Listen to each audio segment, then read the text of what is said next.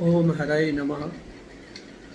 આ YouTube video આપણા સનાતની ધર્મનું આચરણ કરવાવાળા બાળકો, યુવાનો, સ્ત્રીઓ, પુરુષો માટે છે, જેમને સનાતન ધર્મના આપણા પંચાંગોનું જ્ઞાન થાય એ ભાવથી મારો આ વિડીયો બનાવવાનો હેતુ છે। પ્રારંભ કરીએ આપણા 12 મહિનાથી। તો માસ ચૈત્રોથ વૈશાખો જ્યેષ્ઠ આષાઢ સંજ્ઞકઃ તતસ્થ્રુ શ્રાવણો ભદ્ર પદાથાશ્વિન સંજ્ઞકઃ કાર્તિકો માર્ગશીર્ષશ્ચ પૌષો માઘોથ ફાલ્ગુનઃ એતાની માસનામાની ચૈત્રાદીનામ ક્રમાદ્વિદુઃ।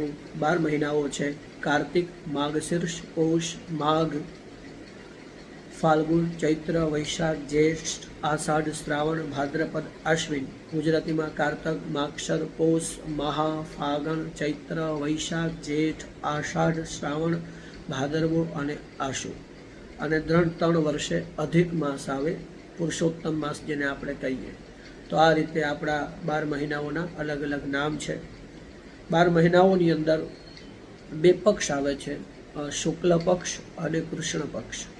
શુક્લ પક્ષને સુદ કહીએ છીએ, કૃષ્ણ પક્ષને વદ કહીએ છીએ।